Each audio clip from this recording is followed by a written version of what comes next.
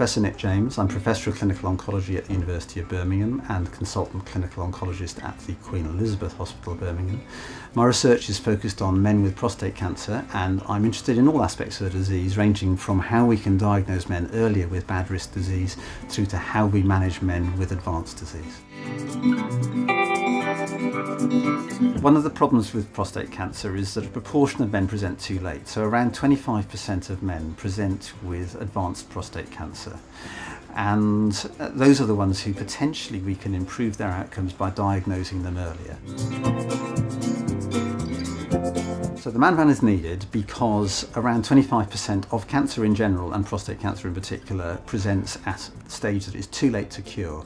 So one very obvious way that you can improve outcomes is by making the diagnosis earlier. And we know that younger men tend to have worse outcomes relatively than older men with apparently the same disease.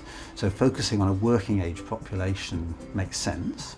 And the best way to do that is to take the opportunity for testing to where people work, because we know men generally are relatively bad at presenting to their doctor with symptoms. So the ethos behind the van is this is something that is not meant to be scarily medical. So we want men to feel comfortable coming in here, because men generally tend to neglect their health more than women. So we haven't got medical examination couches, we've got sofas. We do, of course, have things like fridges for storing samples. We are going to do some limited blood tests, maybe do ECGs, things like that. So we're set up for doing all of those things, but it's not set up as an intimidating medical thing with lots of technology and stuff like that. So the original impetus for the project was around prostate cancer, but that's clearly not the only disease men get. So we're going to do a range of tests. We're going to get them to fill in a questionnaire asking about their health habits, smoking, drinking, things like that. We're going to check their blood pressure, check them for diabetes, potentially check them for liver disease. So we're going to do a range of tests. For men who have either a family history of prostate cancer or symptoms, urinary symptoms suggesting they might be at risk, we'll do a finger prick blood test which will tell us straight away whether they have a normal or an abnormal reading. And if they have an abnormal reading, we'll be able to generate a referral straight off to the relevant urology clinic.